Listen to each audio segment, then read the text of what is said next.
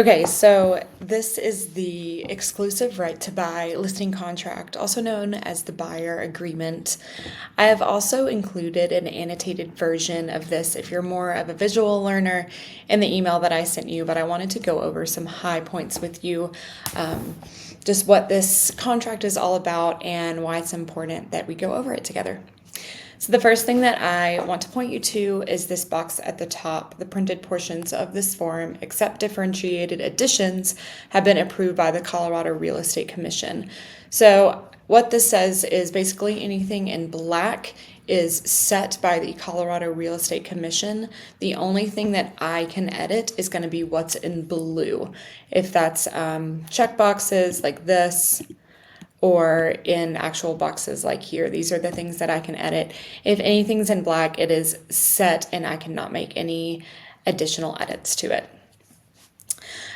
So right at the top here is buyer agency, and this is almost always going to be checked. It says that I can represent you and that I have a fiduciary duty to you. A transaction brokerage is a little bit of a different relationship, and it's less hands-on. It's more like a referee, and a buyer agency is more like a coach. So I'm coaching you and advising you through the process.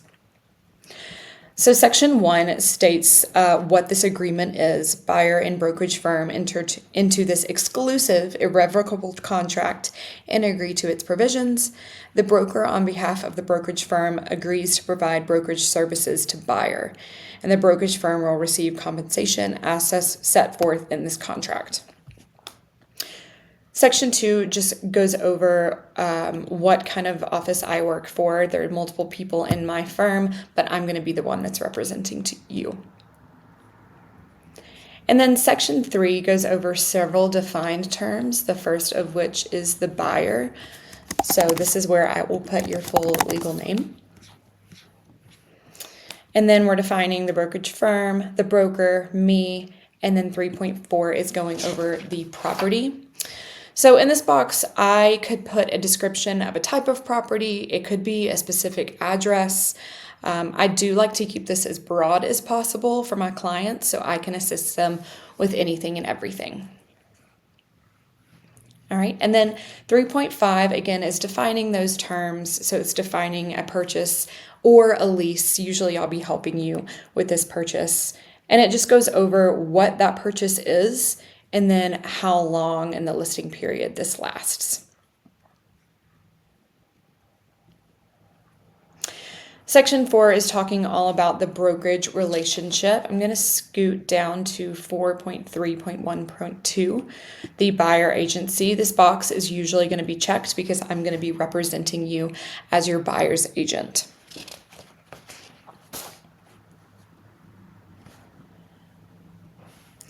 And then the brokerage duties, notice here that everything is in black. So again, this is more of a disclosure just so you are on the same page. This is everything that I do for you. And then these additional duties are what I do for you as a buyer's agent. So as an agent, I'm promoting your best interests. I'm seeking a fair price and terms that are acceptable to you, and I'm counseling you along the way. So that's where that coaching comes in, whereas the refereeing is kind of just telling you what's going on. All right, and then Section 7 is all about the compensation to the brokerage firm. So 7.1.1 is the success fee, and that's really important because it says that I get paid once you close. If it's a successful transaction, that's the only way that I'm going to get paid. It's only when you close on a home. And then for the amount, my fee is 2.8% of the purchase price. And let me go ahead and scoot on down to 7.3 because that's who pays my success fee. And there's only two options here. So either the seller's brokerage firm will pay, or the seller may pay, the buyer is obligated to pay, or the buyer will pay. So I'm always going to check this unless you insist that you want to pay me. Some people just want to know where their money is going, and that's fine too. But it is my job to negotiate on your behalf and to make sure that the seller is paying my complete fee. And most of the time, my compensation is dependent on an acceptable offer in the contract to buy and sell. So that's something we can go over when we go over that contract as well. But usually the seller does pay that fee because I negotiate that on your behalf.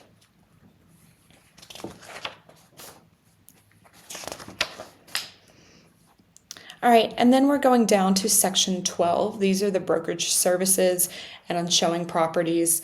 I always include some extra services just to make it clear what I'm doing for you and how I'm representing you. And showing properties just goes over the possible methods used by me to send you properties and how we're going to show them. I have access to the entire MLS, so that's more than Zillow, more than RealScoutRealtor.com. The MLS is where all of the houses for sale are listed.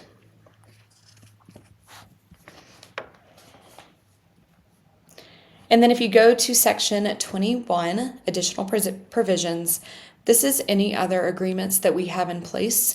It's specific to the transaction, so it could look a little bit different for everyone. Attachments, kind of the same thing here. It's specific for the agreement that we have in place.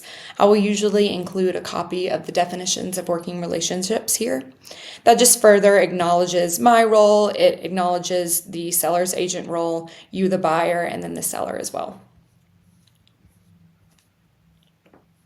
All right, and then we're scrolling down here, and this is where you will sign and date the agreement, and then we will be able to work together, and I will be able to represent you.